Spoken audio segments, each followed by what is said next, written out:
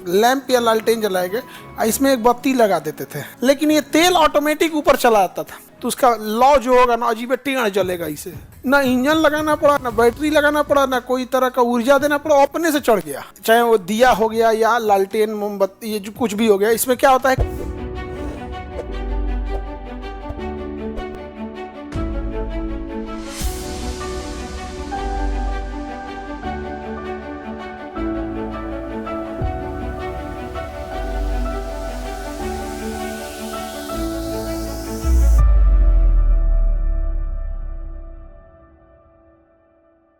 कि जब पतली किसी पाइप में, किसी एकदम पतली नली में, किसी पतली नली में अगर कोई लिक्विड है और ऑटोमेटिक ऊपर चढ़ने लगा ना, बिना किसी मेहनत के, तो इसी को कहते हैं कैपिलरी। बिना किसी इंजन के, बिना किसी बैटरी के अगर ऊपर चढ़ने लगा ना, तो कैपिलरी कहते हैं।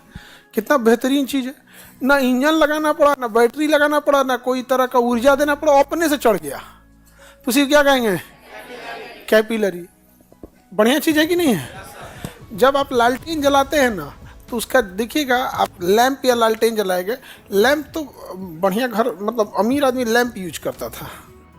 तो लैंपों में देखेंगे ना, यहाँ पे तो इसमें केरोसिन तेल भर देता था ना।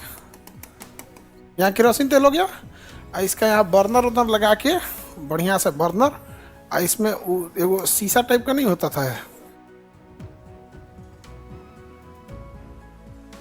इन्ने वाला टेढ़ हो गया, यहाँ ऐसे लगा होगा के कुछ।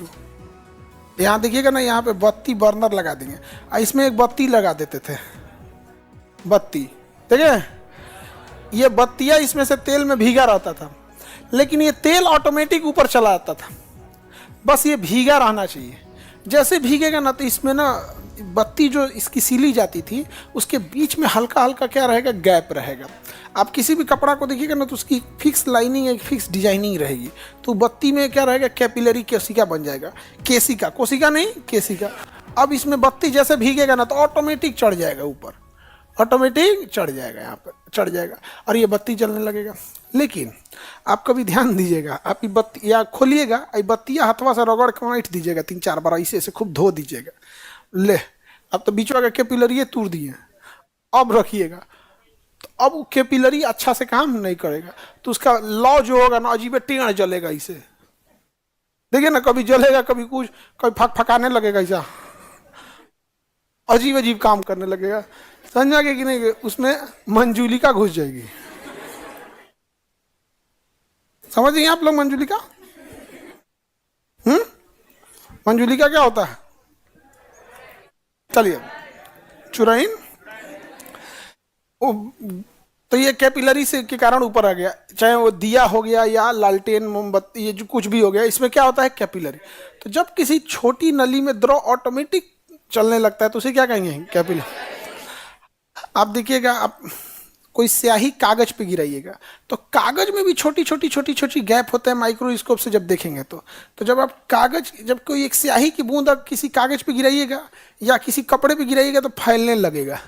क्यों? क्योंकि उस कपड़े या कागज की छोटी छोटी कैपिलरियों में वो ऑटोमेटिक क्या होने लगेगा, फैलने लगेगा, बहने लगेगा। समझ में आ गया?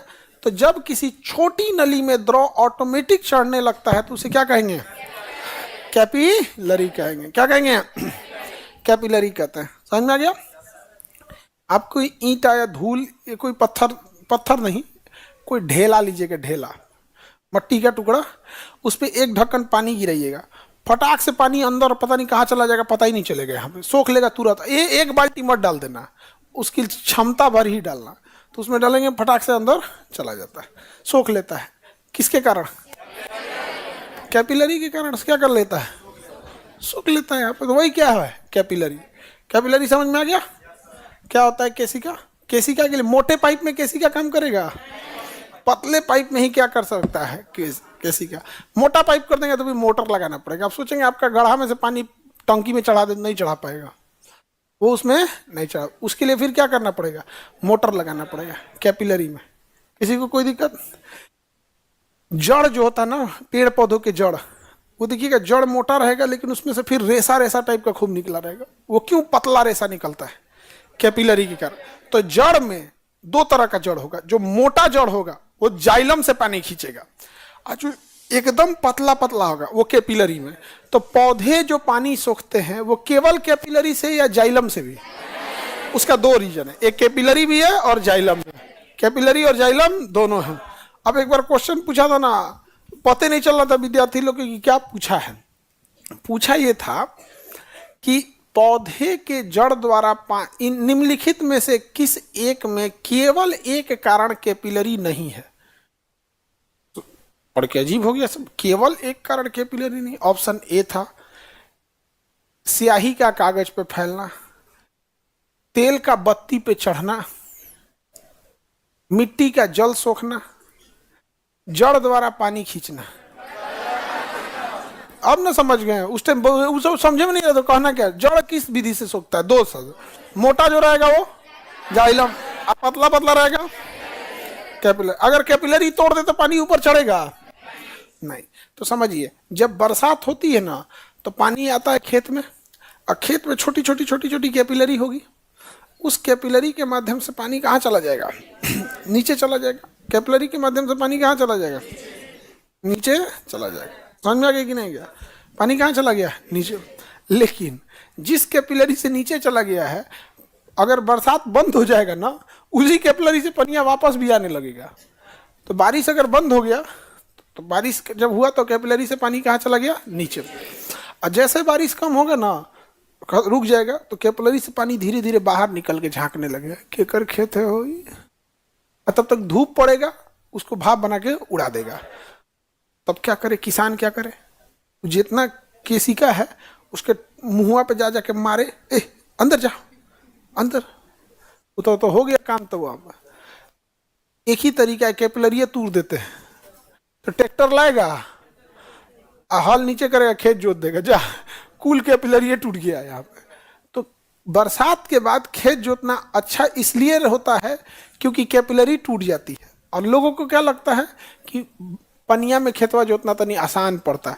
अरे भाई, ट्रैक्टर है, उसको क्या मतलब है कि खेत आपका पानी है कि नहीं? तो मारेगा, फंसाएगा, बाहर कर दिया हमने। नहीं समझ में आया? तो कैपिलरी समझने में कोई दिक्कत